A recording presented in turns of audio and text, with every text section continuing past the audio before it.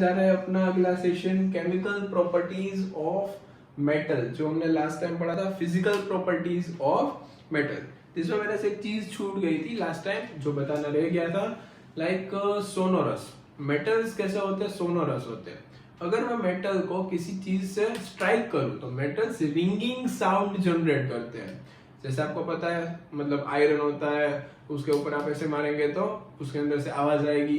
कई लोग तो ऐसे स्टार्ट हो जाते हैं धीरे धीरे। भाई स्टार्ट नहीं होना है, अच्छे से समझना है। घर पे मत जाना, अभी तोड़फोड़ मत कर देना। जो नॉन मेटल्स होते हो, नॉन सोनोरस होते हैं, मतलब वो रिंगिंग साउंड नहीं करते। ऐसे ऑक्सीजन को मैंने पटक के मारा तो ऑक्सीजन कोई रिंगिंग साउंड जनरेट नहीं करेगा, वो आपको पता होना चाहिए। अगर मैं ऐसा बोलूं सोडियम नहीं कर सकता, ऑब्वियस सी बात है। पोटेशियम है, जिंक है, उसके बाद देखा जाए तो भाई गैलियम है, मर्क्यूरी है, सारे एक्सेप्शंस में आते हैं कि उसमें से रिंगिंग साउंड जनरेट नहीं हो सकता। ठीक है, तो ये लिख लेना। लास्ट प्रॉपर्टी थी 10th वन, और नंबर में भी मेरे से कुछ गड़बड़ हो गई थी। लाइक मैंने 9 बताई थी लेकिन नंबर कुछ 10th लग गया था, वो देख लेना। 10 कंप्लीट हो गई अब। ठीक है, अब आपको हेडिंग लगाना है केमिकल प्रॉपर्टीज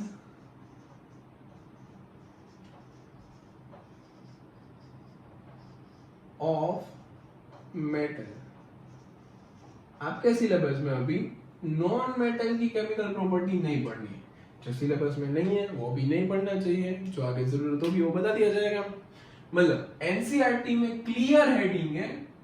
कई कई लोगों को ये नहीं पता होता कि भाई पढ़ाना कितना होता है, तो भाई देख लिया करो। बच्चों को परेशान मत करो, कितना पढ़ाना होता है वो आराम से पढ़ाओ, जितना सिलेबस में उतना पढ़ाओ, क्योंकि उसका माइंड जो सीबीएसई का सिलेबस होता है ना, वो ऐसे डिजाइन होता है।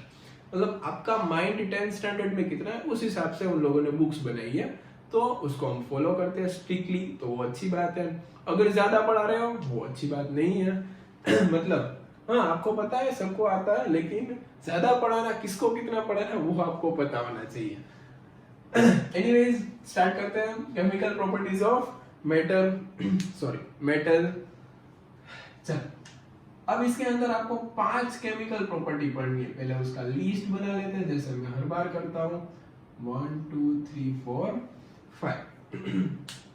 देखो, फर्स्ट केमिकल प्रॉपर्टी है रिएक्शन ऑफ मेटल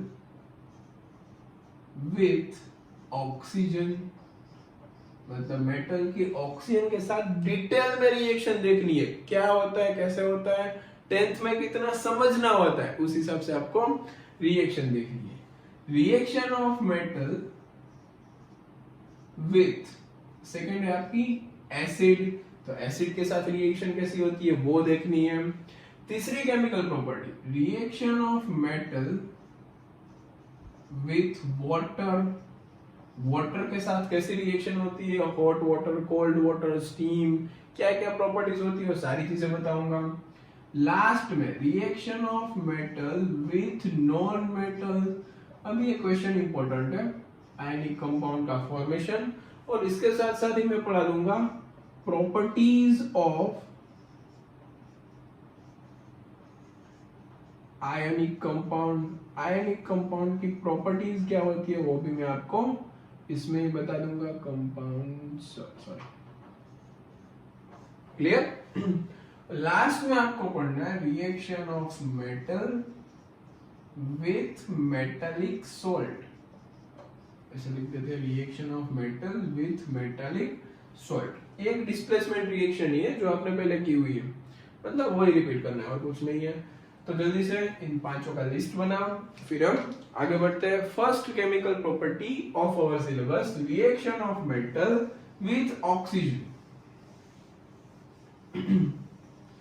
अब सर क्या बताएंगे आप मेटल और ऑक्सीजन में? हमें सब कुछ तो पता है, आपने सब फर्स्ट चैप्टर में ही पढ़ा दिया है। मेटल की रिएक्शन ऑक्सीजन के साथ होने पे उसमें से बनता है मेटल ऑक्साइड। फर्स्ट चैप्टर में ही सर आपने बता दिया है, लेकिन थोड़ी थोड़ी रिएक्शन, मतलब कैसे टेंडेंसी होती है वो सारी चीजें आपको समझनी पड़ेगी। लाइक मैं एग्जांपल लेकर दिखाऊं एक कि भाई मेटल मैंने ले लिया सोडियम, उसके साथ मैं ऐड कर रहा हूं ऑक्सीजन। तो सब बच्चों को पता है कि भाई सोडियम ऑक्साइड कैसे बनता है। अब कई बच्चे भाई टीचर हमारी हेल्प नहीं कर रहा है, नहीं पता है, भाई बता देता हूं कैसे होता है। देखो इधर सोडियम है उसके साथ ऑक्सीजन की रिएक्शन देखनी है तुझे, देख इधर सोडियम ऑक्सीजन वैलेंसी याद है तुझे, सोडियम आती है फर्स्ट कॉलम में, मतलब 1 वैलेंसी होती है +1 उसकी, ऑक्सीजन की 2 होती है, क्रॉस करो तो 2 यहाँ पे 1 यहाँ पे, स्ट्रक्चर फॉर्मूला बन गया Na2O, तो ये हो गया सोडियम ऑक्साइड। तो ये हो गया सोडियम ऑक्साइड का केमिकल फॉर्मूला। अब इसको बैलेंस करना भी आना चाहिए। सोडियम 1 सोडियम 2, थोड़ी देर के लिए मैं यहाँ पे 2 लगा देता हूँ, देखना अच्छे से। फिर ऑक्सीजन यहाँ पे 2 यहाँ पे 1, मतलब मुझे यहाँ पे 2 लगाना पड़ेगा, तो सोडियम 4 हो गए, तो मुझे सोडियम यहाँ पे 4 लगाने पड़ेंगे। डन, इतना नोट डाउन करो। अब एक बात, ये जो सोडियम ऑक्साइड होता है वो पानी में सोल्यूबल होता है, मैं उसको वाटर के अंदर ऐड करूं तो क्या बनता है वो भी आपको पता होना चाहिए। देखो सोडियम ऑक्साइड को धीरे से सेपरेट करो, ट्रिक बता रहा हूं, इसको मतलब दिमाग में नहीं डाल देना इतना भी। देखो सोडियम ऑक्साइड को हम सेपरेट करें, आयोनाइज करें, तो क्या हो जाएगा Na+O-2, एक्चुअली तो 2Na+O-2। अगर मैं इसको आयोनाइज करूं देन H+OH-, सबको पता है। यहाँ पे Na+, यहाँ पे OH-, क्या बन जाएगा NaOH। यहाँ पे देखो H+, यहाँ पे O-2, क्या बन जाएगा H2O। अब दोनों साइड तो H2 नहीं लिख सकते, इट मींस यहाँ पे NaOH वाटर के अंदर है, मतलब यहाँ पे लिखना है आपको एक्वस। ऐसे ट्रिक के फॉर्म में याद रखना है। सोडियम ऑक्साइड को वाटर में मिलाने पे सोडियम हाइड्रोक्साइड बनता है और उसका फिजिकल स्टेट एक्वस होता है, मतलब वाटर के साथ सॉल्यूशन बन गया। क्लियर इतना, ये हो गया NaOH का एक्वस सॉल्यूशन। अब आपको ये पता होना चाहिए कि भाई सोडियम ऑक्साइड जो बनता है वो वाटर में डालने पे सोडियम हाइड्रोक्साइड बनाता है, NaOH का फॉर्मेशन करता है। लेकिन सब मेटल की रिएक्शन ऑक्सीजन के साथ अलग अलग होती है। लाइक सोडियम से स्टार्ट करूं, सोडियम पोटेशियम होते हो, मतलब एयर मतलब ऐसा खुला नहीं रख सकते, वो ऑक्सीजन को पकड़ के उसके साथ रिएक्शन करेगा, विग्रस रिएक्शन करेगा, ब्लास्ट हो जाएगा। मतलब सारे मेटल की टेंडेंसी ऑक्सीजन के साथ रिएक्ट करने पे अलग अलग होती है। लाइक मैं सोडियम पोटेशियम की बात करूं, सोडियम पोटेशियम मैं उसकी बात करूं, तो इनकी रिएक्शन अगर आप ऑक्सीजन से करवाएंगे तो उसकी रिएक्शन होती है विग्रस रिएक्शन। मतलब भाई जो रिएक्शन मिक्सचर होगा वहां पे मतलब ब्लास्ट हो जाएगा, ऐसी कुछ रिएक्शन होगी। Highly exothermic reaction, highly exothermic मतलब उसमें से हीट ज्यादा अमाउंट में रिलीज होती है, इसलिए इसको क्या बोलते हैं हाईली एक्सोथर्मिक रिएक्शन, ज्यादा एक्सोथर्मिक रिएक्शन होती है। तो ये बात भी आपको पता चल गई। इसलिए सोडियम पोटेशियम को केरोसिन के अंदर स्टोर किया जाता है। किसके अंदर स्टोर किया जाता है? केरोसिन के अंदर उसको स्टोर करते हैं। मतलब वाटर के साथ तो वो जल्दी से रिएक्शन कर लेता है, विग्रस रिएक्शन, लेकिन केरोसिन के साथ वो रिएक्शन नहीं करता, इसलिए उसको केरोसिन के अंदर स्टोर करके रखते हैं। केरोसिन लेते हैं, उसके अंदर सोडियम पोटेशियम रखते हैं, जब भी यूज करना होता है बाहर निकालते हैं, ऐसे केरोसिन के अंदर उसको स्टोर करते हैं। अगर मैं मैग्नीशियम, एल्यूमिनियम, जिंक की बात करूं, उसके अंदर ऑक्सीजन की रिएक्शन हो जाएगी, तो वो एक प्रोटेक्टिव लेयर बनाएंगे, प्रोटेक्टिव लेयर ऑफ ऑक्साइड। देखो मैग्नीशियम, एल्यूमिनियम, जिंक, मैग्नीशियम का ऑक्साइड बनेगा, एल्यूमिनियम का ऑक्साइड बनेगा और जिंक का ऑक्साइड बनेगा। अब कैसा होगा, एक मतलब डिटेल में बता रहा हूं, एकदम अच्छे से सुनना। आपके पास एल्यूमिनियम है, उसके ऊपर ऑक्सीजन आ गया, मतलब उसका एक ऑक्साइड का फॉर्मेशन हो गया। अब उस ऑक्साइड का फॉर्मेशन है वो एल्यूमिनियम को फर्दर ऑक्सीडाइज करने से प्रिवेंट करेगा।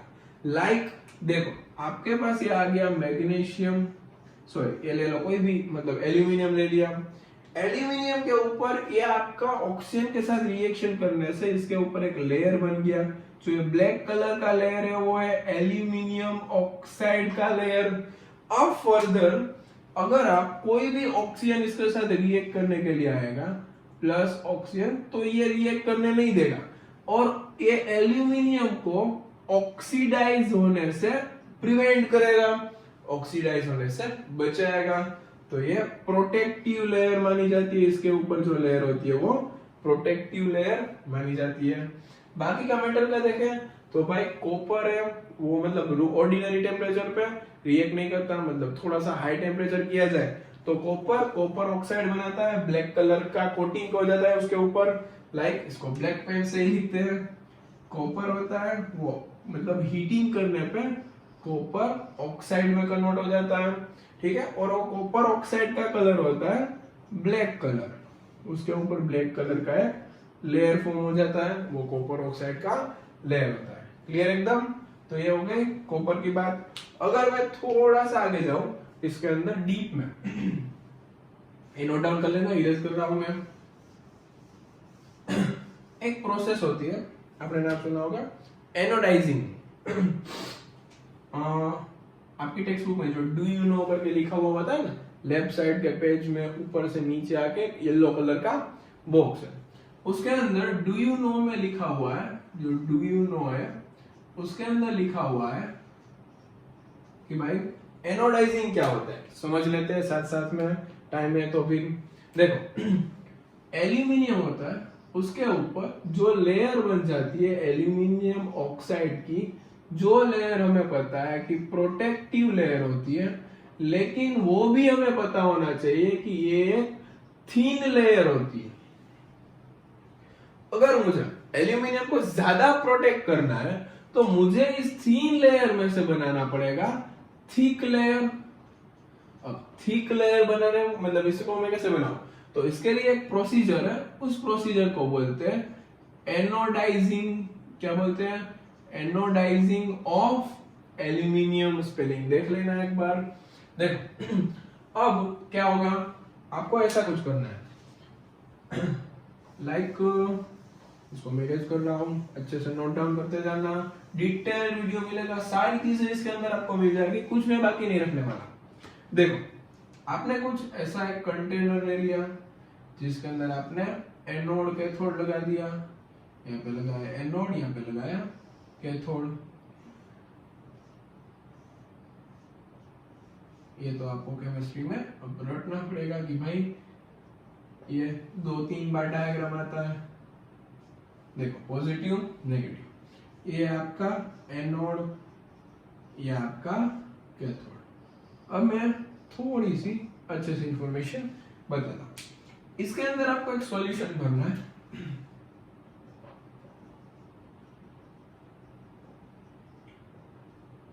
ये सॉल्यूशन होगा H2O प्लस H2SO4, ठीक है। वही चीज हमने तो फर्स्ट चैप्टर में किया था। H2O का हमें करना है इलेक्ट्रोलिसिस। अब ये एनोड है ना, अगर मैं एल्यूमिनियम मेटल का बना दूं, ठीक है, ये किसका बनाना है? एल्यूमिनियम। या फिर जो थीन लेयर बना हुआ है वही एल्यूमिनियम ऑक्साइड का बना, जो थीन लेयर है, जिसका कैसा लेयर है? Thin layer. वही थीन लेयर्ड एल्यूमिनियम ऑक्साइड में यहाँ पे एनोड पे लगा दूं, क्या होगा? देखो ये H2O है, इसको कंडक्टिंग नेचर का बनाने के लिए इसके अंदर हम H2SO4 डालते हैं, मतलब थोड़ा सा फ्री आयंस बढ़ जाए और इलेक्ट्रिसिटी प्रॉपर्ली कंडक्ट हो सके।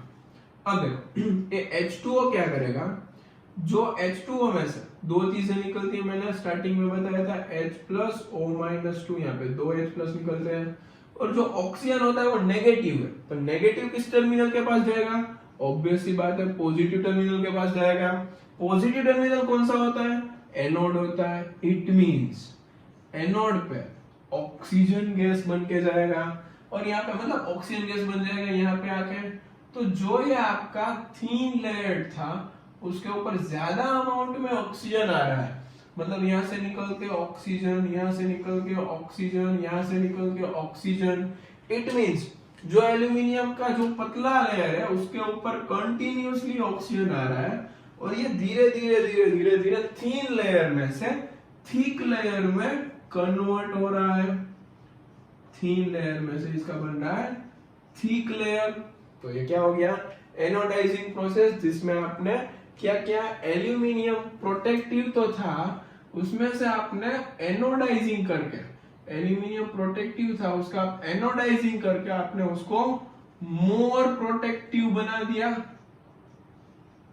मतलब प्रोटेक्टिव तो था, लेकिन अच्छा प्रोटेक्टिव, ज्यादा प्रोटेक्ट करेगा वो लेयर, क्योंकि मतलब स्ट्रॉन्ग ऑक्साइड की लेयर बना दी उसके ऊपर।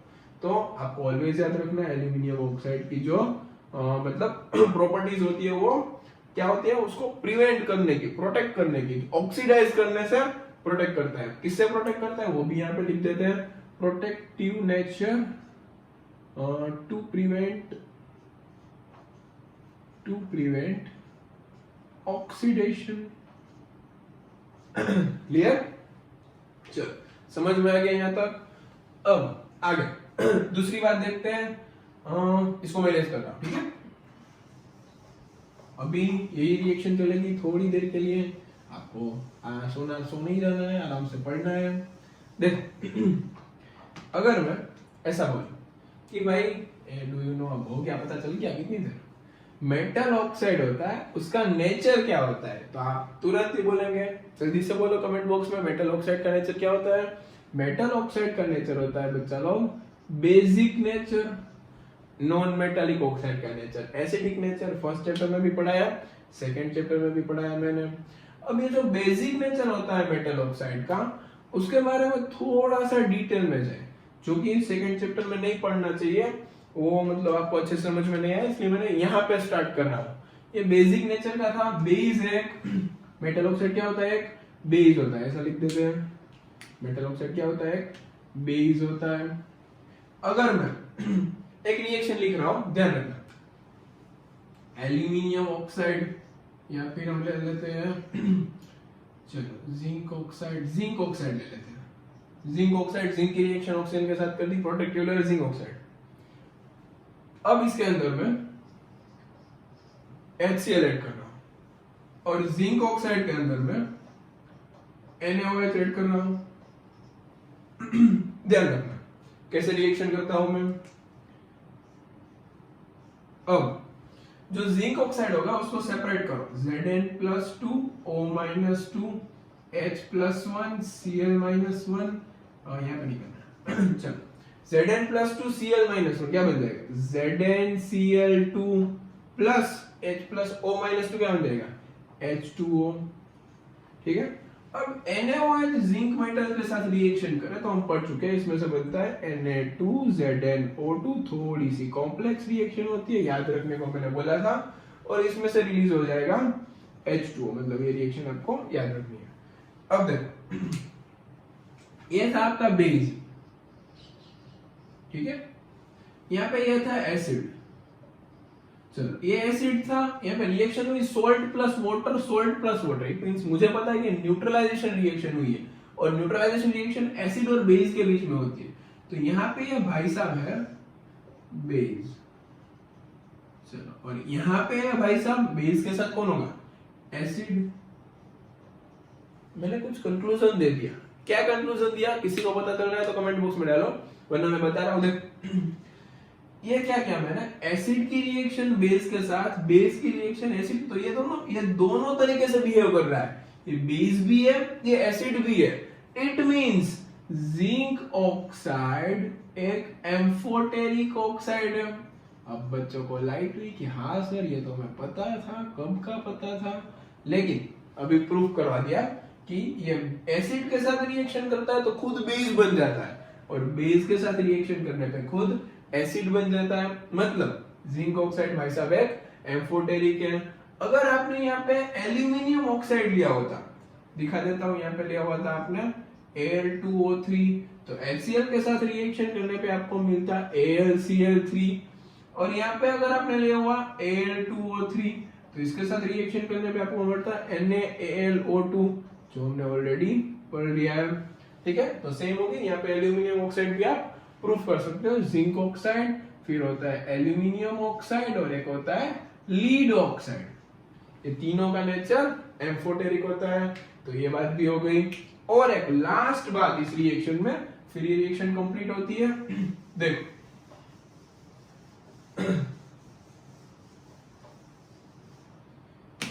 अगर मैं ऐसा बोलूं कि भाई चलो बता तो दिया है, वैसे भी कुछ है नहीं, Na2O की रिएक्शन वाटर के साथ करवाने पे वो एक NaOH, मतलब इसकी सॉल्युबिलिटी देखी जाए, तो Na2O वाटर में मिलने पे NaOH बनाता है और इसको बोलते हैं हम एल्कली। क्या बोलते हैं? एल्कली।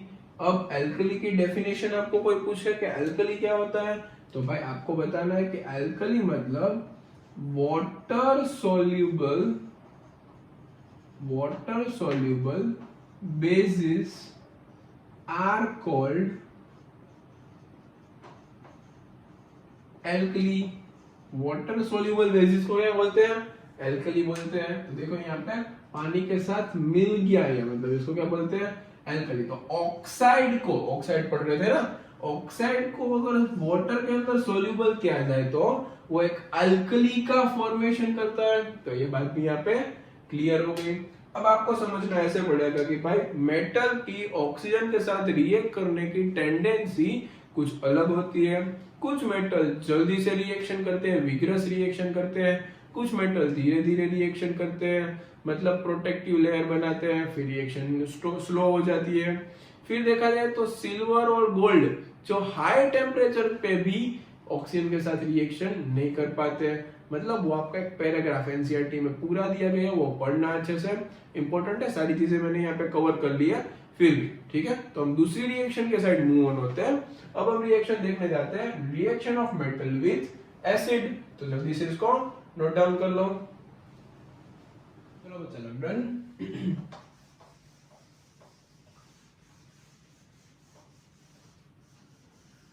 So this heading कर लो, second chemical property of our syllabus, reaction of metal with acid। Metal की रिएक्शन देखनी है एसिड के साथ। अगर मेटल की रिएक्शन में एसिड के साथ करवाओ तो इसमें से बनता है metallic salt plus hydrogen gas, जो बबल के फॉर्म में बाहर जाता है, जिसको आप वो सॉल्व सॉल्यूशन वाली एक्टिविटी से चेक कर सकते हो कि भाई हाइड्रोजन गैस यहाँ से इवॉल्व हो रहा है। ठीक है, हमने वहां पे लिखी थी एसिड प्लस मेटल, यहाँ पे क्या लिखना है? Metal plus acid. Second chapter की प्रॉपर्टी आपको याद होगी, अब वही नहीं है, थोड़ा सा एक्स्ट्रा। अब देखो मैं इसको ऐसे लिख देता हूं, आपको एक रिएक्टिविटी सीरीज याद होगी, याद रखना, भूल मत जाना इसको और मुझे भी।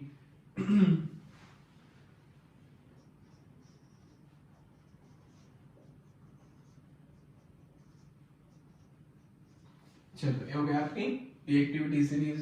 प्यारे सोडी कार मांगे अल्टोजेन Ferrari, learn how copper and mercury save gold and platinum, मतलब आपको आसानी से याद हो जाएगा। अब इसमें देखो तो भाई चलो पहले हम बात करते हैं specifically reaction with HCl and reaction with H2SO4। मतलब HCl एंड H2SO4 के साथ रिएक्शन देखी जाए इन सब मेटल की, तो देखो कैसे रिएक्शन होगी। अगर मैं पोटेशियम की एक दो एग्जांपल ले लेता हूं, अगर मैं पोटेशियम की रिएक्शन देखूं इसके साथ तो क्या होगी, देखो पोटेशियम प्लस HCl, पोटेशियम यहां से आया, मतलब हम कुछ ऐसा बना देते हैं, पोटेशियम प्लस HCl, तो K+1 Cl-1 बन जाएगा KCl, हाइड्रोजन गैस इवॉल्व हो जाएगा। अगर मैं स्पेसिफिकली सोडियम को तो मतलब सही होगी, अगर मैं कैल्शियम की बात करूं, कैल्शियम से मैग्नीशियम की बात कर लेते हैं, चलो मैग्नीशियम की रिएक्शन देखी जाए तो मैग्नीशियम की रिएक्शन Mg+2 Cl-1 क्या बन जाएगा, MgCl2 plus hydrogen gas evolve हो जाएगा। अगर मैं एल्यूमिनियम की H2SO4 के साथ बात करूं तो एक आध रिएक्शन H2SO4 के साथ भी देख लेते हैं। अगर मैं एल्यूमिनियम की रिएक्शन H2SO4 के साथ देखूं तो Al+3SO4-2 Al2SO4 थ्राइस, ये आपको पता होना चाहिए, और उसके साथ हाइड्रोजन गैस इवॉल्व हो जाएगा। अगर मैं यहाँ पे लीड की H2SO4 के साथ बात करूं, लीड की रिएक्शन करवाऊं H2SO4 के साथ तो क्या होगा, देखो एक बार अच्छे से, Pb+2 SO4-1 SO4-2 PbSO4 plus H2, physical state solid, aqueous gas, सब में सेम है। बैलेंसिंग मेटल, तो पहले मेटल फिर नॉन मेटल फिर ऑक्सीजन फिर हाइड्रोजन। अब अगर मैं स्पेसिफिकली कॉपर की रिएक्शन देखने जाऊं, किसके साथ, H2SO4 के साथ, कॉपर की रिएक्शन देखने जाऊं H2SO4 के साथ, यहाँ पे मैं लिख देता हूं H2SO4, यहाँ पे HCl आ गया, यहाँ पे H2SO4 आ गया, यहाँ पे भी हम लिख देते हैं ये किसके साथ रिएक्शन कंप्लीट की थी हमने, H2SO4 के साथ। क्लियर? अब ऐसी कुछ रिएक्शन कंप्लीट हो तो क्या होगा, कॉपर, अब देखो रिएक्शन होगी कि नहीं होगी, क्या होगा, प्रोडक्ट जल्दी से बताओ कमेंट बॉक्स में, क्या हो रहा है, चलो 1 2 3। ओके, देखो कॉपर है वो हाइड्रोजन से लीस्ट रिएक्टिव, इट मींस वो यहां से हाइड्रोजन को डिस्प्लेस नहीं कर पाएगा और इसमें से बन जाएगी नो रिएक्शन। तो आप यहाँ पे देखो हाइड्रोजन गैस बबल्स के फॉर्म में बाहर आता है, लेकिन अगर कॉपर से नीचे की कोई भी मेटल की हम बात कर ले तो वो एसिड के साथ रिएक्शन नहीं कर पाता, क्योंकि उसकी रिएक्टिविटी हाइड्रोजन के कंपैरिजन में लीस्ट होती है और वो कॉपर को डिस्प्लेस सॉरी हाइड्रोजन को डिस्प्लेस नहीं कर पाते, इसलिए उसमें से रिएक्शन कंप्लीट नहीं होती। अब तो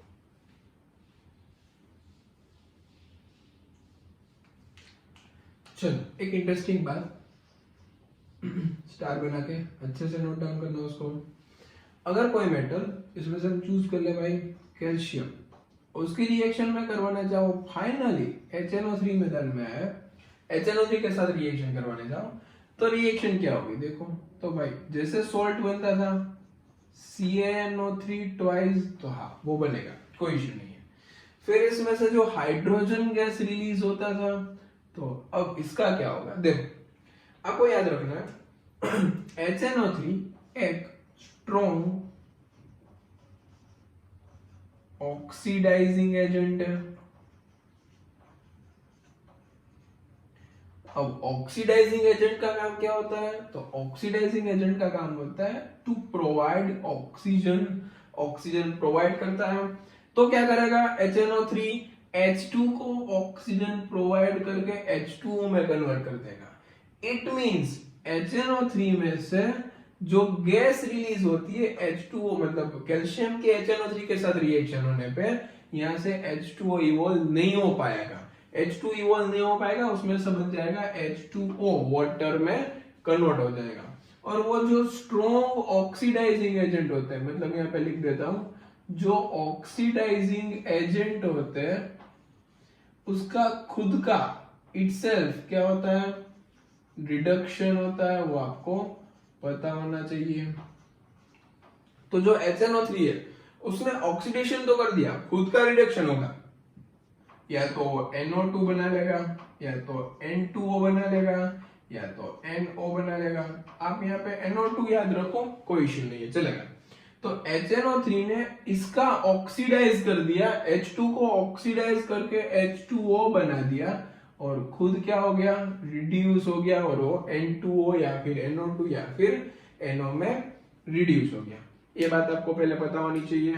फिर अगर मैं थोड़ी सी अच्छी बात करूं तो भाई दो इंसान ऐसे हैं, magnesium and manganese, magnesium and manganese, दो मेटल आपके पास ऐसे मिलने वाले हैं कि वो क्या करेंगे, देखो अगर उसकी रिएक्शन अगर आप HNO3 के साथ करवाओ तो प्रॉपरली जो सोल्ट बनता है वो सोल्ट भी बनेगा, और जो हाइड्रोजन गैस इवॉल्व होता है वो हाइड्रोजन गैस भी इवॉल्व होगा। अब ऐसा क्यों, देखो ये कंडीशन है कि HNO3 वेरी डाइल्यूट होना चाहिए, वेरी डाइल्यूट, मतलब HNO3 का अमाउंट ज्यादा नहीं होना चाहिए, पानी का अमाउंट ज्यादा होना चाहिए। वेरी डाइल्यूट सॉल्यूशन पे manganese and magnesium both react with nitric acid to form salt and hydrogen gas. और ऐसे उल्टे चलने वाले इंसान को केमिस्ट्री में बोला जाता है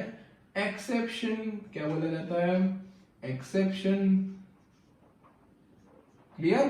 तो हो गई आपकी दूसरी रिएक्शन कंप्लीट। देखो क्या करना था इसके अंदर, सारे मेटल हाइड्रोजन के ऊपर के सारे मेटल HCl H2SO4 के साथ आराम से रिएक्ट कर सकते हैं, सोल्ट एंड हाइड्रोजन गैस बना सकते हैं।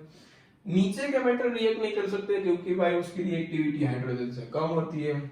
अगर नाइट्रिक एसिड के साथ रिएक्शन की बात करें तो सारे मेटल मतलब यहाँ तक के सारे मेटल रिएक्शन कर सकते हैं, लेकिन उसमें से H2 रिलीज मतलब H2 रिलीज नहीं होगा, H2O बन जाएगा और NO2 बन जाएगा। इसके साथ साथ में रिएक्शन याद रखनी है, रटते जाना, एक बार कमेंट बॉक्स में डाल दो मतलब आपको याद हो जाएगी। और अगर दूसरी बात करूं तो मैंगनीज एंड मैग्नीशियम होते हैं, वो क्या करते हैं, वो HNO3 के साथ रिएक्ट करके सोल्ट एंड हाइड्रोजन गैस बना सकते हैं। कंडीशन है अगर HNO3 का सॉल्यूशन ज्यादा डाइल्यूट हो जाए, और इन दोनों को बोलते हैं एक्सेप्शन, जो आपको याद करना है। तो ये हो गया आपकी सेकेंड रिएक्शन कंप्लीट। अब हम मूव ऑन होते हैं third reaction of our syllabus, metal और reaction of metal with water, वो देख लेते हैं। उसके बाद नॉन मेटल, उसके बाद डिस्प्लेसमेंट, फिर खत्म। नोट डाउन करो इसको। चलो इसके अंदर एक बात अगर यहाँ पे देखा जाए कैल्शियम की, यहाँ से देख लेते हैं। चलो अगर कोई ऐसा पूछे कि भाई मैग्नीशियम, एल्यूमिनियम, जिंक, आयरन, चार की रिएक्शन मैंने कोई भी एक एसिड के साथ करवाई, लेकिन कोई एक फिक्स एसिड के साथ, लाइक मैंने HCl चूज कर लिया, तो चारों में से फास्ट रिएक्शन कौन देगा? तो भाई जिसकी रिएक्टिविटी ज्यादा होगी वो फास्ट रिएक्शन देगा। मैग्नीशियम एकदम स्पीड में रिएक्शन देगा, वो आपको पता होना चाहिए। बाकी यहाँ पे हमारी रिएक्शन कंप्लीट होती है। इसको अच्छे से एक बार याद कर लो, नोट्स बना लो और थर्ड हेडिंग डाल दो जल्दी से, reaction of metal with water. अब हम वाटर के साथ मेटल की रिएक्शन स्टार्ट करेंगे।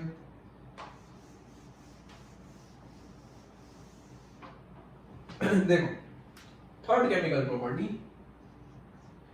Reaction of metal with water. अब मेटल होते हैं वो वाटर के साथ रिएक्शन करने पे हमें पता है कुछ मैग्नीशियम, मेटल हाइड्रोक्साइड बनाते हैं, जनरली बोल रहा हूं मैं, और क्या रिलीज करते हैं यहाँ से MOH और हाइड्रोजन गैस रिलीज हो जाएगी। ऐसे कुछ रिएक्शंस होती है। अब पहले आपको करना है एक ट्रिक में समझते हैं रिएक्शन। मेटल की यहाँ पे हम लिस्ट बना लेते हैं, लाइक हम जैसे करते हैं हर बार।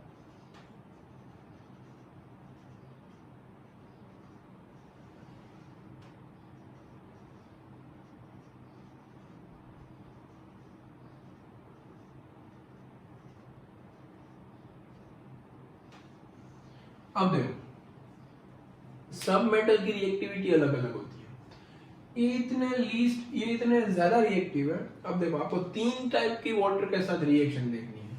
यहाँ पे आपका वाटर हॉट वाटर भी हो सकता है, पहले से देखते हैं, कोल्ड वाटर भी हो सकता है, थोड़ा सा हॉट वाटर भी हो सकता है, इवन स्टीम भी हो सकती है। ये तीनों चीजें आपको पता होनी चाहिए। अगर मैं पोटेशियम सोडियम की बात करूं तो भाई इतने खतरनाक इंसान है कि इसको यहाँ पे एक्टिवेशन की जरूरत ही नहीं है। कोल्ड वाटर डीएक्टिवेट होता है, हॉट वाटर फिर स्टीम, मतलब एनर्जेटिक वाइज बढ़ता जा रहा है। इसको आप कोल्ड वाटर के साथ भी डाल दो ना, मतलब कोल्ड वाटर के साथ भी रिएक्शन करवा दो, then they can react with it. Okay calcium, तो ये भाई भी कोल्ड वाटर के साथ रिएक्शन करता है। सर अगर ये कोल्ड वाटर के साथ रिएक्शन करता है तो आपने इसको साथ में क्यों नहीं रखा, बताता हूं, थोड़ी देर सब्र रखना। मैग्नीशियम की बात करूं तो magnesium can react with hot water and steam, it can not react with cold water क्योंकि थोड़ी सी रिएक्टिविटी कम हो गई। तो यहाँ पे उसको कुछ एनर्जेटिक एक्टिवेटेड वाटर चाहिए, मतलब थोड़ी सी हॉट वाटर के पास एनर्जी ज्यादा होती है। Aluminium, zinc and iron can only react with steam because of their least reactivity. Understand? Okay. And from lead to platinum they can not react with water, water के साथ reaction नहीं कर सकते। अगर आप स्टीम प्रोवाइड करवा दो फिर भी नहीं करेंगे। कुछ बच्चे जैसे कुछ भी करो, कितना भी अच्छा पढ़ा, नहीं पढ़ना मतलब नहीं पढ़ना। चल पता चलेगा बेटा, जनवरी है ना, बोर्ड की एग्जाम नजदीक आएगी ना तो सारे वीडियो सारे सब देखना स्टार्ट हो जाएंगे, सर मुझे पढ़ना पड़ेगा, कुछ नहीं आता मुझे। देखो अगर हम पोटेशियम की रिएक्शन H2O के साथ करवाएं तो बन जाएगा KOH and hydrogen gas H plus OH minus KOH H2 done. NaOH plus hydrogen gas. अब देखो इसके बारे में थोड़ी सी इंटरेस्टिंग बात, ये रिएक्शन अगर मैं देखा जाए तो ये रिएक्शन होती है, दोनों रिएक्शन हाईली विग्रस रिएक्शन होती है। अब विग्रस रिएक्शन मतलब क्या, ऐसा बोल सकते हैं कि भाई हाईली एक्सोथर्मिक रिएक्शन होती है। हाईली एक्सोथर्मिक मतलब ज्यादा ही एनर्जी रिलीज करती है और इतनी ज्यादा हीट एनर्जी रिलीज करती है कि हाइड्रोजन गैस एक फ्यूल होता है, सेकंड चैप्टर में पढ़ा हुआ है। वो फ्यूल क्या करता है, एनर्जी को पकड़ लेता है, हीट एनर्जी को, और ब्लास्ट कर देता है। मतलब इसके अंदर ब्लास्ट होने के चांसेस है, ठीक है। मतलब हाइड्रोजन गैस जब रिलीज होता है तब इस रिएक्शन में इतनी सफिशिएंट एनर्जी होती है then they can burn hydrogen, hydrogen burn हो जाएगा, यहाँ पे रिएक्शन होगी, ब्लास्ट हो जाएगा। इतनी हाईली एक्सोथर्मिक रिएक्शन है कि सारी एनर्जी H2 कैच करके फायर जनरेट कर देगा, मतलब वो फायर कैच हो जाएगी वहां पे। अब इसको मैंने इसके साथ नहीं रखा, उसका रीजन अगर आपको आप देखें तो वही रीजन। अब देखो कैल्शियम हाइड्रोक्साइड बनेगा और हाइड्रोजन गैस रिलीज होगा, लेकिन हाइड्रोजन गैस के पास इतनी एनर्जी इस रिएक्शन में नहीं मिल रही। मतलब ये सिर्फ एक्सोथर्मिक है, इसको हम ऐसा नहीं बोलेंगे कि हाईली एक्सोथर्मिक है, विग्रस है, ऐसा नहीं बोलेंगे, सिर्फ एक्सोथर्मिक है। उसका मतलब ये एनर्जी तो रिलीज कर रहा है बट इतनी सफिशिएंट एनर्जी नहीं है कि भाई हाइड्रोजन गैस इसमें से रिलीज हो सके। क्लियर, समझ में आ रही है बात? हाइड्रोजन गैस रिलीज होके वो इतनी ज्यादा एनर्जी नहीं है कि वो बर्न हो जाए, मतलब यहाँ पे हीट रिलीज होगी, जो कंटेनर होगा वो थोड़ा सा गर्म हो जाएगा, हॉट हो जाएगा, लेकिन ऐसी रिएक्शन नहीं होगी कि ब्लास्ट हो जाए। इन दोनों में ब्लास्ट होता है, इसलिए मैंने उसको अलग कैटेगरी में रखा है। अगर मैग्नीशियम की बात करें तो भाई मैग्नीशियम हॉट वाटर के साथ रिएक्शन करता है और MgOH ट्वाइस बनाता है, उसमें कुछ ज्यादा अमाउंट में हीट रिलीज नहीं होती, कम हीट रिलीज होती है, क्योंकि मांड तो बेचारा रिएक्शन करता है, उसमें से क्या एनर्जी को रिलीज करे। अब इन चारों में देखा जाए तो एक छोटी सी मैं इंटरेस्टिंग बात बताता हूं। देखो जो पोटेशियम की डेंसिटी होती है, डेंसिटी ऑफ पोटेशियम लिखा है, रो मतलब क्या, डेंसिटी, वो वाटर की डेंसिटी के कंपैरिजन में कम होती है। मतलब पोटेशियम एंड सोडियम दोनों की बात कर लेते हैं, दोनों मतलब जो कंटेनर में डालते हैं तो ऊपर फ्लोट करता है थोड़ा सा, ठीक है। अगर कैल्शियम की बात करो तो density of calcium and magnesium is comparatively high than water, water के कंपैरिजन में इसकी डेंसिटी ज्यादा होती है। अब डेंसिटी ज्यादा है, इसका मतलब कि वो सिंक कर जाएंगे, डूब जाएंगे अंदर, ठीक है। जैसे कई बच्चे डूबे हुए हैं वैसे ही डूब जाएंगे, मजाक नहीं कर रहा हूँ, ऐसा इंटेंशन नहीं है, लेकिन मतलब पढ़ना स्टार्ट कर देना, वही बोलना। अब क्या करेगा, जो हाइड्रोजन गैस नीचे से बाहर आएगा इन दोनों के अंदर, वो हाइड्रोजन गैस इन दोनों मेटल को, मतलब इन दोनों मेटल के साथ चिपक जाएगा और धीरे धीरे धीरे धीरे धीरे धीरे उसको ऊपर उठा के लेके आएगा। मतलब ये बात याद रखनी है, एनसीईआरटी में क्लियरली लिखा हुआ कि जो हाइड्रोजन गैस की बबल होती है वो बबल मेटल को चिपका के ऊपर लेके आती है, सरफेस के ऊपर, ठीक है। तो वो बात आपको इसके अंदर याद रखनी थी। अगर हम यहाँ पे जाए, अब देखिए स्टीम के साथ रिएक्शन देखें तो स्टीम ऑलवेज ऑक्साइड बनाता है। क्या बनाता है? ऑक्साइड। भले आप याद रखना स्टीम के अंदर है तो H2O ही वेपर के फॉर्म में, H2O वेपर के फॉर्म में, स्टिल स्टीम क्या बनाता है? Oxide. While if you are using water then it will form hydroxide. If you are using steam then it will form water in the form of it will form oxide, ठीक है। तो aluminium will react with steam to form aluminium oxide and hydrogen gas. When zinc react with steam, then it will form zinc oxide and hydrogen gas. If iron react with water, ध्यान रखना, then it will not form FeO, also Fe2O3. It will form Fe3O4. इसको बोलते हैं magnetite, इसका नाम है magnetite, एक iron की और है, और हम देखेंगे इसके आगे के लेक्चर में। When iron react with oxygen, तो याद रखना, sorry, when iron react with steam, then it will form, steam के साथ आयरन रिएक्ट करने पे क्या बनाता है, Fe3O4। कई बच्चे बनाते हैं कि भाई सर रिएक्शन तो कुछ ऐसी होती है, FeO बनता है, या फिर कई बच्चों को Fe2O3 बनता है। बच्चा लोग एक्चुअली क्या बनता है, Fe3O4 मैग्नेटाइट, जो एक आयरन की ओर है, वो समझना आपको जरूरी है, मैग्नेटाइट आयरन की ओर है।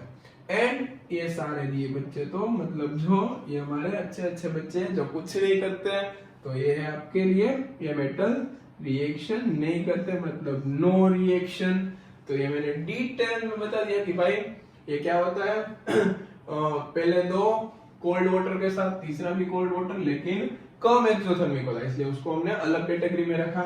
फिर मैग्नीशियम हॉट वाटर के साथ, ये तीनों स्टीम के साथ रिएक्शन नहीं करते। मतलब आपका सारी चीजें इसके अंदर कवर हो गई, कुछ भी बाकी नहीं रह रहा है। एनसीईआरटी में लिखा हुआ लाइन टू लाइन पढ़ा रहा हूं मैं अच्छे वे में, ठीक है। वीडियो को लाइक कर दो अगर आपने अभी तक वीडियो को लाइक नहीं किया है। अब हम आगे बढ़ते हैं fourth chemical property of our syllabus and most important, reaction of metal with non metal. इसको नोट डाउन करो जल्दी से,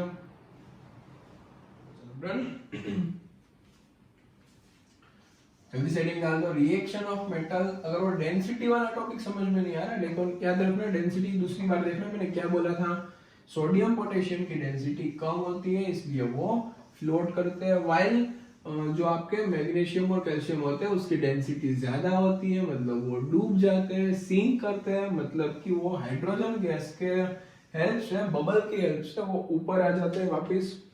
अब देखो ये अच्छा है, सबको मजा आएगा।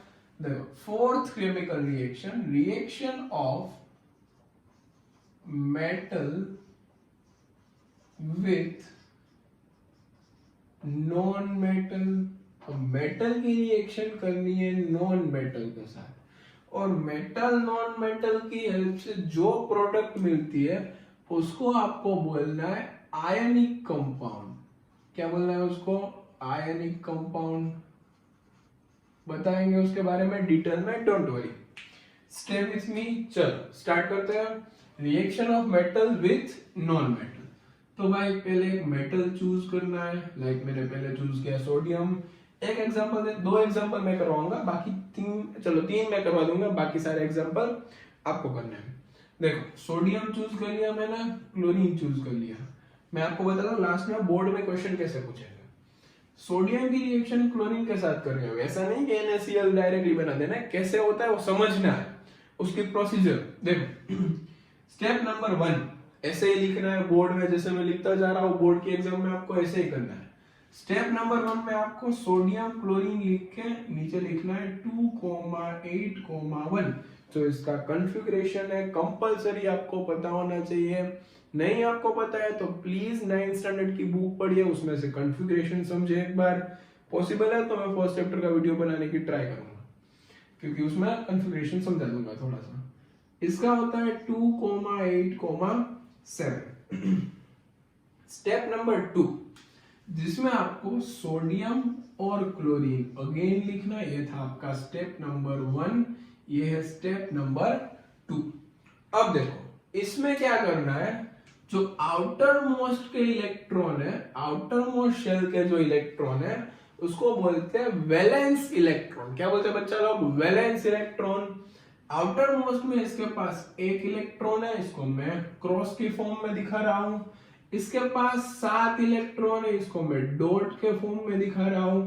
1 2 3 4 5 6 एंड 7, चार मतलब 4 फेस है तो चारों साइड दोनों लगा देने आपको।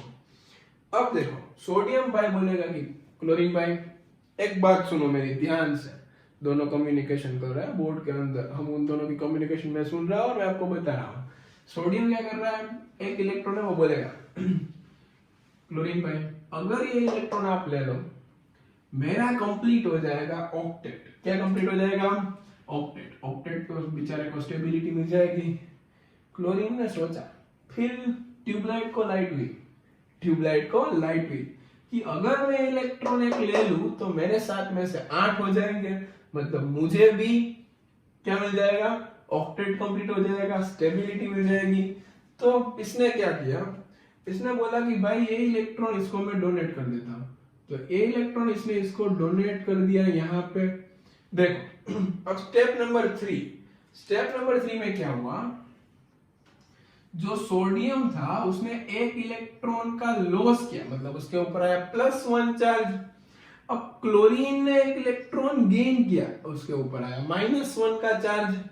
अब देखो ये जो पॉजिटिव नेगेटिव है उन दोनों के बीच में एक फोर्स जनरेट होती है, वो फोर्स को आपको याद रखना पड़ेगा, एक दूसरे को अट्रैक्ट करते हैं, ठीक है। अब ये पॉजिटिव को बोलते हैं, पॉजिटिव को आपने क्या बोला है, पॉजिटिव को बोलते हैं हम केटायंस और नेगेटिव को क्या बोलते हैं हम एनायन। और ये जो एनायन केटायन होता है इन दोनों के बीच में स्ट्रॉन्ग फोर्स ऑफ अट्रैक्शन होता है। क्या होता है, यहाँ पे लिख देता हूं, स्ट्रॉन्ग फोर्स ऑफ अट्रैक्शन होता है। इस स्ट्रॉन्ग फोर्स ऑफ अट्रैक्शन को हम बोलते हैं इलेक्ट्रोस्टैटिक फोर्स ऑफ अट्रैक्शन। क्या बोलते हैं इसको, इलेक्ट्रोस्टैटिक फोर्स ऑफ अट्रैक्शन। इस इलेक्ट्रोस्टैटिक फोर्स ऑफ अट्रैक्शन की हेल्प से ये Na और Cl एक दूसरे के नजदीक आ जाएंगे, मतलब बन जाएगा NaCl। तो आपको पूछेंगे कि explain the formation of NaCl, ठीक है। इस NaCl को बोलते हैं आयनिक कंपाउंड। क्या बोलते हैं NaCl को, आयनिक कंपाउंड। ये आपका एक आयनिक कंपाउंड है। या फिर NaCl को बोलते हैं इलेक्ट्रोवेलेंट कंपाउंड। क्या बोलते हैं, इलेक्ट्रोवेलेंट कंपाउंड, मतलब आयनिक कंपाउंड भी बोल सकते हैं इसको, इलेक्ट्रोवेलेंट कंपाउंड भी बोल सकते हैं इसको, ठीक है। तो आपको पूछेंगे कि NaCl का फॉर्मेशन एक्सप्लेन करो इस मतलब इलेक्ट्रॉन डॉट स्ट्रक्चर के थ्रू। तो ये आपने इसका एक्सप्लेनेशन समझा दिया। अब आपको कोई ऐसा पूछे, ध्यान रखना मैं बाजू में ही समझा रहा हूं, 3 क्वेश्चन मैं करूंगा। एक मैंने NaCl समझा दिया, ये क्या था आपका फर्स्ट वन, यहाँ पे लिख देते हैं फर्स्ट वन था आपका formation of NaCl bye electron dot structure. अगर मैं दूसरा समझाने जाऊं, दूसरा हम समझते हैं MgCl2 मैग्नीशियम क्लोराइड, फिर एक ऑक्साइड समझ लेंगे, मतलब आपका अच्छे से हो जाएगा सारा। देखो स्टेप नंबर 1 मैग्नीशियम लिखो, क्लोरीन लिखो, configuration 2,8,2, 2,8,7, okay not an issue ना। सेकेंड स्टेप मैग्नीशियम, यहाँ पे क्लोरीन, दोनों लिख दिया। अब मैग्नीशियम के आउटर मोस्ट में 2 इलेक्ट्रॉन, मतलब इलेक्ट्रॉन 1 इलेक्ट्रॉन 2। क्लोरीन के आउटर मोस्ट में 7 इलेक्ट्रॉन, 1 2 3 4 5 6 7। अब यहाँ पे देखो क्लोरीन तो एक ही है, लेकिन आपको यहाँ पे देखना है आपको कितने क्लोरीन यूज किए। आप अगर इसका आयोनाइजेशन करो, रफ में आयोनाइज कर लेना है, Mg+2 होता है और Cl-1 होता है, लेकिन 2 टाइम्स Cl-1 होता है, वो मैंने आपको सेकंड चैप्टर में सिखा दिया है। मतलब यहाँ पे 2 है तो चार्ज बैलेंस होना चाहिए ना, +2 2 टाइम्स -1, मतलब क्या होता है -2। अब ये मैग्नीशियम क्या करेगा, उसको बोलेगा कि भाई एक इलेक्ट्रॉन तो ले ले पहले, तो इसने एक इलेक्ट्रॉन, अरे यार ये पेन एक इलेक्ट्रॉन इसने ले लिया।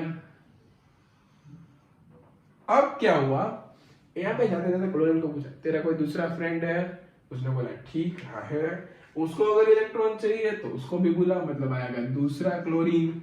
दूसरा क्लोरीन आएगा मतलब दूसरे क्लोरीन के पास भी कॉन्फ़िगरेशन देखा जाओ तो आउटर मोस्ट में कितने इलेक्ट्रॉन होते हैं, 1 2 3 4 5 6 7। अब ये क्या करेगा, ये दूसरे क्लोरीन को भी एक इलेक्ट्रॉन अपना डोनेट कर देगा। मतलब क्या बन गया, देखो यहाँ पे देखो, लिखना जरूरी है, समझने में आना चाहिए।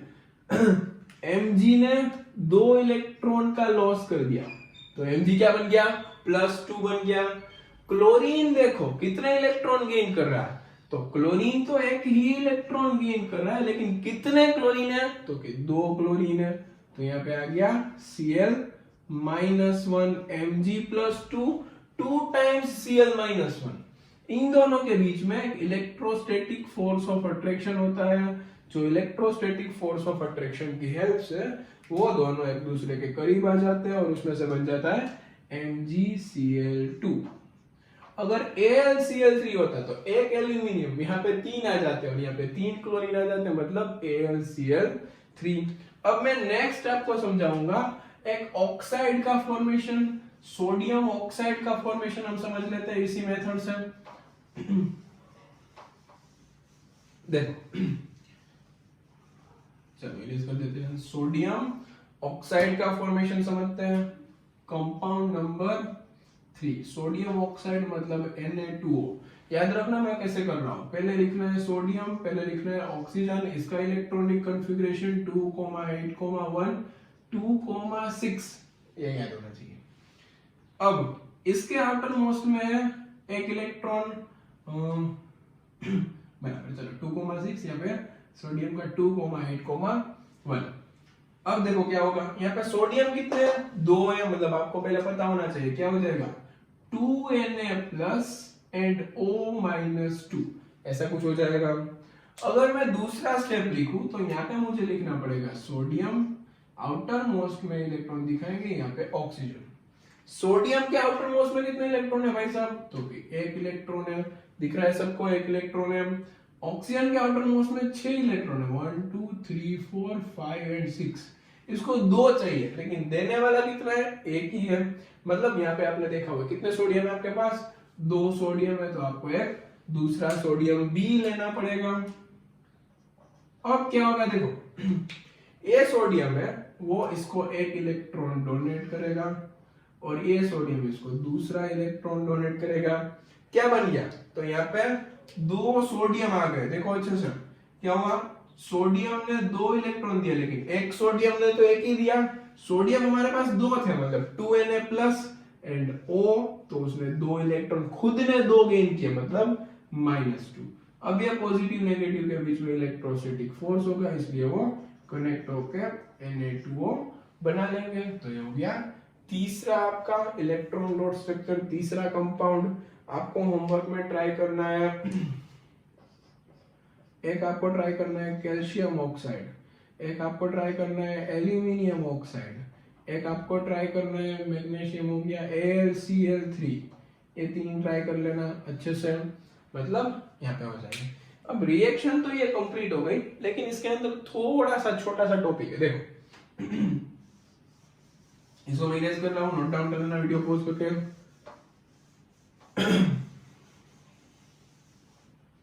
अब ये जो आपने बनाया वो मैंने बोला था क्या है, वो आयनिक कंपाउंड है। क्या बनाया आपने, आयनिक कंपाउंड। तो जो आयनिक कंपाउंड है उसकी कुछ प्रॉपर्टीज होती है, कुछ प्रॉपर्टीज उसकी रिप्रेजेंट करनी पड़ती है। तो आपको यहाँ पे अभी समझना है next topic, properties of ionic compound. तो आयनिक कंपाउंड की प्रॉपर्टीज क्या होती है वो समझना है, ठीक है। तो देखो 4 प्रॉपर्टी टोटल आपको समझनी है। Property number 1 physical state.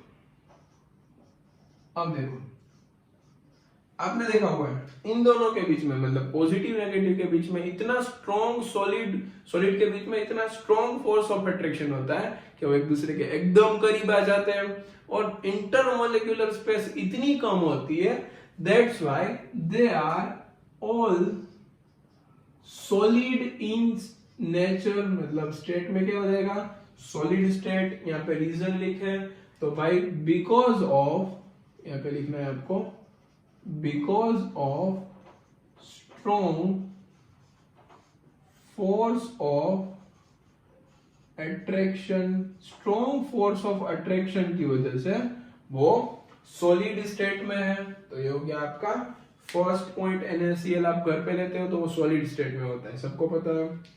उसके बाद अगर मैं दूसरी प्रॉपर्टी डिस्कस करूं तो melting point and boiling point. तो भाई कोई भी चीज मेल्ट या बॉइल कब होती है, जब उसको आप तोड़ दो, ठीक है, उसके बीच की स्पेस थोड़ी सी ज्यादा कर दो, मतलब वो धीरे धीरे मेल्ट होने लगता है। लेकिन इसके बीच में इतना स्ट्रॉन्ग फोर्स ऑफ अट्रैक्शन है कि इसके जो melting point and boiling point होते हैं वो हाई होते हैं। हाई होने का अगेन रीजन क्या है?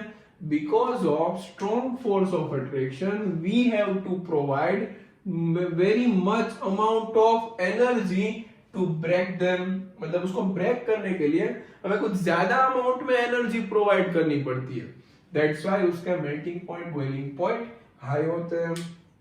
अगर मैं तीसरी प्रॉपर्टी की बात करूं, तीसरी प्रॉपर्टी है इसकी सोल्यूबिलिटी। सोल्यूबिलिटी मतलब डिसोल्व होना। किसके अंदर? प्रॉपर्ली डिसोल्व होता है। अब ये प्रॉपर्टी काम की है, सबको अच्छे से समझना पड़ेगा, ध्यान देना पड़ेगा, दिमाग दौड़ाना पड़ेगा। वैसे तो है नहीं कुछ, कोई भी उठा लो जनरल साइंस का चैप्टर, बायो का चैप्टर, तो आसानी से हो जाएगा। समझना पड़ता है ना भाई, केमिस्ट्री फिजिक्स में आपको समझना पड़ता है सारी चीजें। मतलब रीजन के साथ याद होना चाहिए। देखो सोल्यूबिलिटी मतलब कितना सोल्यूबल होता है। अब ये आपके पास है आयनिक कंपाउंड।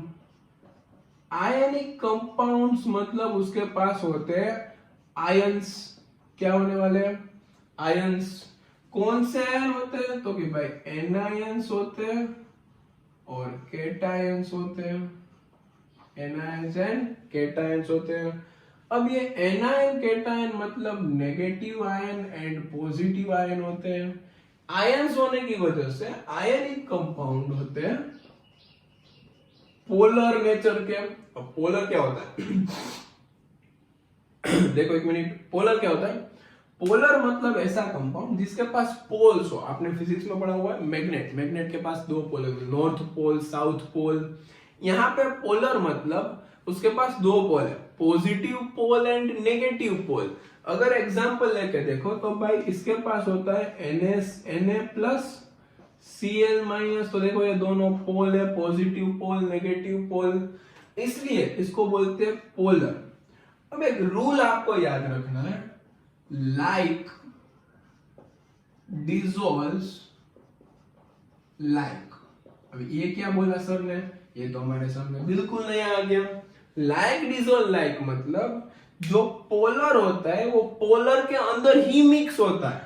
मतलब आयनिक कंपाउंड को मिक्स करने के लिए सामने कुछ आयंस वाला कंपाउंड होना चाहिए, वरना वो मिक्स नहीं हो पाता। मतलब पोलर पोलर में मिक्स होते हैं, नॉन पोलर में मिक्स होते हैं। तो आप जो ऑयल्स देखते हो सारे हाइड्रोकार्बन, आपने 8th स्टैंडर्ड में पढ़ा हुआ है। हाइड्रोकार्बन मतलब पेट्रोलियम प्रोडक्ट। पेट्रोलियम प्रोडक्ट में petrol, diesel, coal, tar, naphtha, oil, phenol, methane, ethane, वो सारी चीजें क्या होती है? नॉन पोलर होती है। ऑलमोस्ट उसके अंदर कोई पोलरिटी अवेलेबल नहीं होती। जनरली सारे कंपाउंड्स नॉन पोलर होते हैं। और इसमें से हम एक एग्जांपल ले लेते हैं ऑयल का। अब आप सबको पता है ऑयल है वो वाटर के साथ डिसॉल्व नहीं होता, वो बात 2 मिनट के लिए याद रखना। अब NaCl है, इसको अगर मैं वाटर के साथ मिक्स करूं, yes it can dissolve. Why?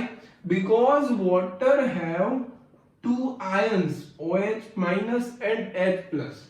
मतलब ये भी पोलर, ये भी polar. Polar can dissolve in polar, like dissolve like. Okay अगर मैं ऑयल की बात करूं, ऑयल कैसा नेचर का होता है आप अभी याद रख लो, 4th चैप्टर में समझा दूंगा। ऑयल एक नॉन पोलर नेचर का होता है, उसके पास कोई पोल नहीं होती। ठीक है, उसका केमिकल कंपोजिशन देखें तो उसके पास कोई पोल्स नहीं होती।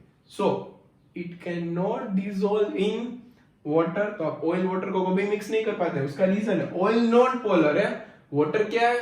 पोलर है। और नॉन पोलर पोलर कभी मिक्स नहीं होते। तो मतलब आपको इतना याद रखना है। देखो ये इरेज कर रहा हूं, देखो पोलर होते हैं वो ऑलवेज पोलर के अंदर ही डिसॉल्व होते हैं। जो नॉन पोलर होते हैं वो ऑलवेज नॉन पोलर के अंदर ही डिसॉल्व होते हैं। पोलर और नॉन पोलर कभी भी एक दूसरे के साथ मिक्स नहीं हो पाते, या फिर नॉन पोलर एंड पोलर भी कभी भी एक दूसरे के साथ मिक्स नहीं हो पाते। That's why oil and water can not be mixed together, मतलब ये दोनों मिक्स नहीं हो पाते।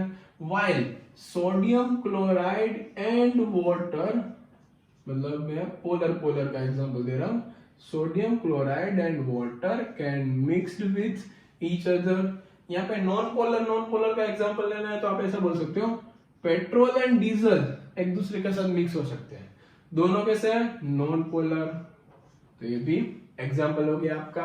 तो ऑलवेज याद रखना है लाइक डिसॉल्व लाइक, इसलिए एनसीईआरटी में लिखा हुआ है ionic compounds are generally soluble with water and do not soluble with kerosene या फिर पेट्रोल डीजल, उसके साथ मिक्स नहीं होते। एनसीईआरटी में पढ़ना एकदम यही चीज मिलेगी आपको। अब लास्ट प्रॉपर्टी आपके साथ डिस्कस कर रहा हूं मैं, फोर्थ केमिकल प्रॉपर्टी। देख फोर्थ केमिकल प्रॉपर्टी में आपको क्या देखना है, तीन केमिकल प्रॉपर्टी हो चुकी है। केमिकल प्रॉपर्टी नंबर 4 ये है भाई इलेक्ट्रिकल कंडक्टिविटी। ये क्या है, इलेक्ट्रिकल कंडक्टिविटी। अब इलेक्ट्रिकल कंडक्टिविटी में क्या होता है, तो देखो इलेक्ट्रिसिटी कंडक्ट करने के लिए सबको पता है, थोड़ी देर पहले बताया क्या होता है, फ्री आयंस की रिक्वायरमेंट होती है। आपको किसकी रिक्वायरमेंट होती है, फ्री आयंस की। अभी इलेक्ट्रिसिटी चल रहा है, विवेक सर का मतलब उसने भी समझाया होगा, किसकी रिक्वायरमेंट होती है, फ्री आयंस की। अगर मैं NaCl को सॉलिड स्टेट में लेके आऊं तो भाई ये तो एक दूसरे के साथ अटैच्ड है, हम नहीं निकलेंगे ना, कुछ भी कर लो हम ये टूटने ही नहीं वाले, मतलब फ्री आयंस नहीं है। तो हम ऐसा बोल सकते हैं NaCl इन सॉलिड स्टेट, मतलब NaCl जब सॉलिड स्टेट में होता है तब वो इलेक्ट्रिसिटी को कंडक्ट नहीं कर पाता है। अगर NaCl आप लिक्विड स्टेट की, मतलब एक्वस स्टेट की बात कर लिया, यहाँ पे NaCl एक्वस में लेके आए, तो वाटर क्या करता है, वाटर इसके साथ मिक्स करके उसके आयंस को अलग कर देता है, मतलब इन दोनों के बीच में वाटर का मॉलिक्यूल घुस जाता है, डाइइलेक्ट्रिक प्रॉपर्टी ऐसा कुछ होता है, लेकिन अभी आप नहीं समझ सकते।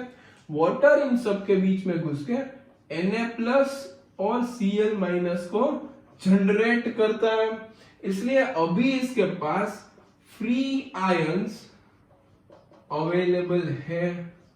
फ्री आयंस अवेलेबल है, then it can conduct electricity, मतलब इलेक्ट्रिसिटी कंडक्ट कर सकता है। तो देखो टेक्स्ट बुक में ऐसा लिखा हुआ है, ionic compound in solid state can not conduct electricity while ionic compound in aqueous state और मोल्टन स्टेट, ऐसा लिखा हुआ है, मोल्टन मतलब मिक्स्ड स्टेट में। Ionic compound in aqueous state and molten state can conduct electricity because of presence of free ion। यहाँ पे इतने बिजी होते हैं एक दूसरे के साथ कि मिक्स नहीं हो पाते हैं। यहाँ पे पानी इन दोनों को डिस्ट्रैक्ट करके अलग कर देता है, फिर उसमें फ्री आयंस जनरेट होता है और फिर इलेक्ट्रिसिटी कंडक्ट होती है। अब आज के लेक्चर की लास्ट केमिकल प्रॉपर्टी है जो आपने ऑलरेडी की हुई है, बता देता हूँ, आराम से आ जाएगी। देखो इसको मैं यूज कर रहा हूं, लास्ट केमिकल प्रॉपर्टी हमारे सिलेबस की, रिएक्शन ऑफ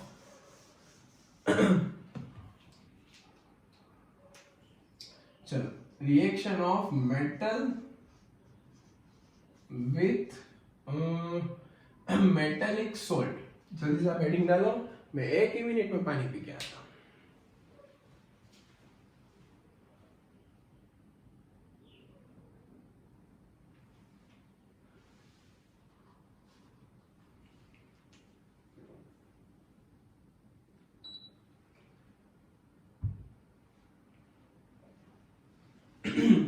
चलो सॉरी फॉर डिस्टर्बिंग यू। देखो मेटल की रिएक्शन आपको करनी है मेटालिक सॉल्ट के साथ, कुछ नहीं है, 2 मिनट में वापस ही जाना है, मुझे समझा नहीं आया, एक एग्जांपल समझा दूंगा फिर खत्म हो जाएगा। कुछ नहीं है केमिकल प्रॉपर्टी में, देखो आपको इसकी लिखनी है केमिकल रिएक्शन, प्यारे सोडी कार मांगे hydrogen Ferrari learn how copper and mercury save gold and platinum. Clear?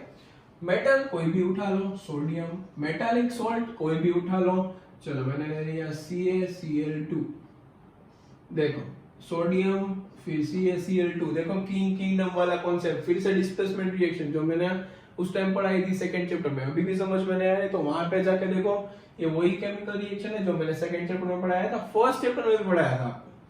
ये हो गया आपका, चलो अभी जल्दी कह देता हूं, किंगडम, ये हो जाएगा आपका किंग 2, ये हो जाएगा किंग 1 यहाँ पे अटैक करेगा, किंग 2 की स्ट्रेंथ देखो किंग 1 की स्ट्रेंथ के कंपैरिजन में कम है, क्योंकि भाई यहाँ से नीचे उतरते टाइम रिएक्टिविटी डिक्रीज होती है, तो कैल्शियम की रिएक्टिविटी कम होती है as compared to sodium, that's why this reaction will not occur, मतलब ये रिएक्शन नहीं होने वाली। दूसरा एग्जांपल एक देख ले कि भाई मैंने ले लिया मैग्नीशियम, उसके साथ मैंने रिएक्शन करवा दी NaCl की, तो देखो सोडियम और फिर से ये हो गया, मैग्नीशियम के साथ हम ले लेंगे ZnCl2 की रिएक्शन करवाते हैं, ZnCl2 मतलब मैग्नीशियम के कंपैरिजन में जिंक की रिएक्टिविटी कम होती है, मैग्नीशियम यहाँ पे अटैक करेगा, जिंक भाई तुम निकल जाओ और बन जाएगा MgCl2 और जिंक को उठा के लात मार के फेंक देगा। तो इसी रिएक्शन को आप प्यार से क्या बोलते हो, डिस्प्लेसमेंट रिएक्शन, जो आपने फर्स्ट चैप्टर में पढ़ रखी है वही है डिस्प्लेसमेंट रिएक्शन। तो जल्दी से इसको रिवाइज कर लेना एक बार, फर्स्ट चैप्टर से सेकंड चैप्टर से। यहाँ पे आपकी 5 केमिकल प्रॉपर्टी फिनिश होती है। अब आपको क्या करना है, एनसीईआरटी की एक्सरसाइज ऑलमोस्ट यहाँ पे इंटेक्स एक्सरसाइज कवर हो गया, मतलब आपको क्या करना है, उसको सोल्व करना है, उसके आंसर्स बनाने हैं, डाउट्स है तो इसी के कमेंट बॉक्स में डाल दो कि भाई मुझे ये डाउट्स है, क्लियर। पढ़ना स्टार्ट कर देना, थोड़ा सा वीडियो लेंथी हो गया लेकिन डोंट वरी, आपको इतना सारा कंटेंट एक ही वीडियो में मिल रहा है।